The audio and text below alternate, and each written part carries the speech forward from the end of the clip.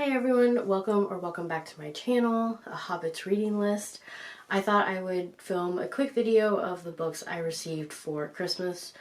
This includes books that I have read either online or on audiobook and I wanted a physical copy, as well as books that have been on my wish list for a while that I haven't read yet, and some books that I don't remember adding to my wish list, but I've been assured that they're on there, and I will confirm that later when I, go through my wish list and take them all off. But let's go ahead and just get started because I'm really excited about all these books and I can't wait to read them, and hopefully I will be able to read them soon.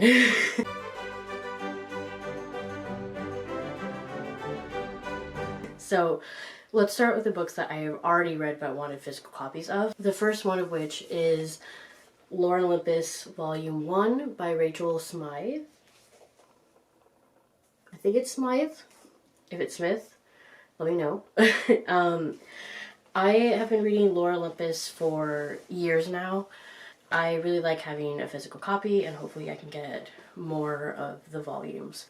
So next I have the Heartstopper volumes that I don't have. I only have Volume 1, although I've read the entire webcomic up until where it is currently. So I got Volume 2,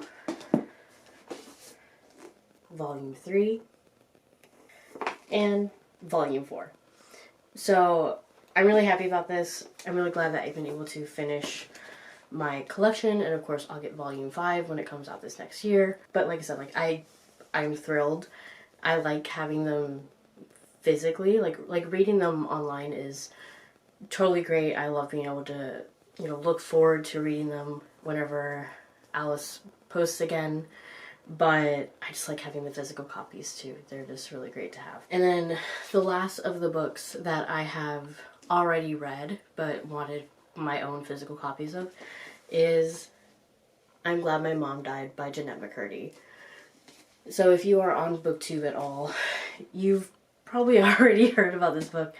I'm Glad My Mom Died is Jeannette McCurdy's memoir of her childhood and being a child actor that was essentially forced into it by her mother, who was very narcissistic and manipulative, and Jeannette had a really rough childhood, and I'm glad that she was able to write about it and to share her perspective on it, and it's heartbreaking, but it's also funny and dry and witty, and Jeannette is an obviously very talented writer, and I hope she writes more, but I think this was an amazing book, and I needed to have the physical copy of it.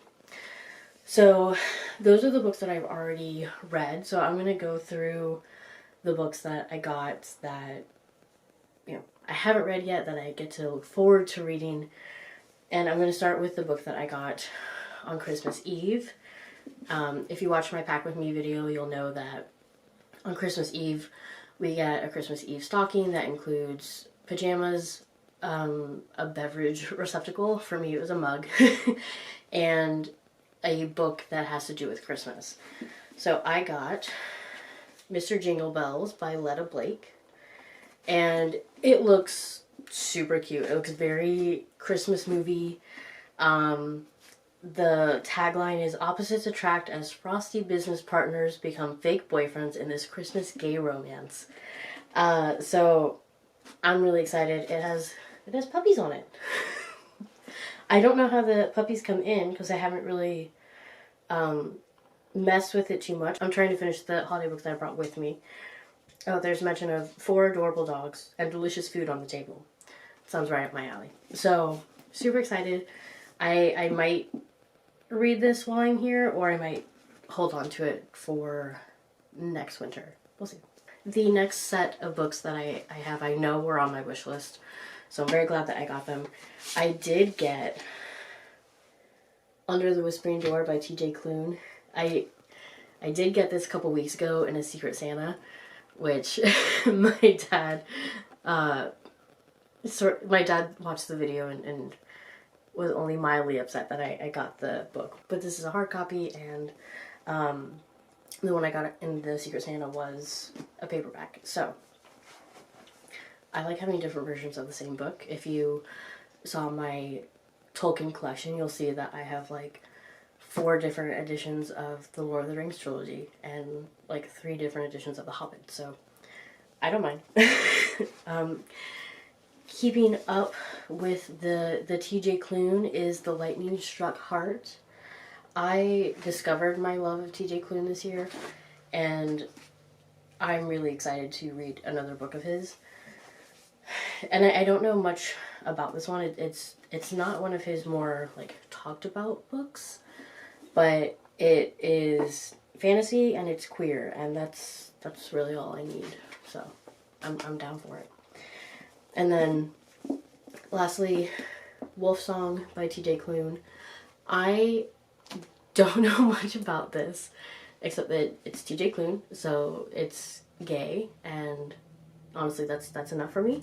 But it's also about a wolf pack. I'm fairly certain it's Alpha Beta verse, and yeah, and at some point it gets like heartbreaking, but then it gets like resolved. I don't know. I've seen lots of people talk about it on Bookstagram, and so I'm really excited to read it. And hopefully soon is what I say about all these books, because I would like to hopefully read them soon. But it depends on fate. All these books are from my dad, by the way. I don't think I've said that. All of these books come from my dad. My husband doesn't buy me books. I think he's nervous about, 1, contributing to my book buying habit, which he doesn't understand because he's not a reader, and 2, I think he's nervous to buy me a book that I won't like.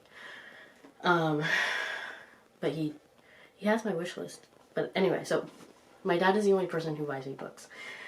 And as I mentioned in my, I think it was my Pack With Me video, I confirmed that my dad and I are going to start recording a podcast about PJ Wodehouse and his works, because I did like something fresh, and so we're going to go ahead and do that. And so to get me started, my dad got me A Bounty of Blandings by P.G. Wodehouse, which is, I believe, 3 novels in it, as well as the Jeeves collection, which is another 3 novels.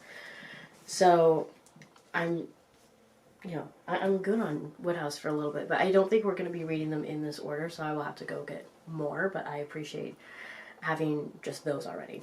The following 5 books are all from my wish list. I know that for sure.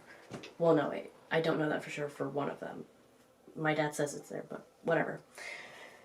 And so these might be a little weird because some of them are like books that I want. Some of them are like books that are more geared towards work and research, and then some books are just sort of like a combination. So this is It's Not a Stork, which is a sex ed book for like young children. It's age appropriate and explains things factually in a way that they can understand. And so it says a book about girls, boys, babies, bodies, families, and friends. And it does a really good job, explaining the science as well as like issues like consent and stuff, and helping kids understand that like just because someone like wants to hug them doesn't mean that they have to hug them if they don't want to, no matter who it is, which I think is a really important thing that kids should be taught. So yeah, it's for ages 4 and up, if you can see the sticker right here. I think it's really useful, and while I don't work with children, this book was recommended to me as a great resource, so, and it should be a quick read. That's always nice. This one is more research-based. It's Shibari for Beginners by, I'm going to mispronounce it, Takeshi Shiba. If I am mispronouncing that, please let me know, and I will correct it next time I talk about it.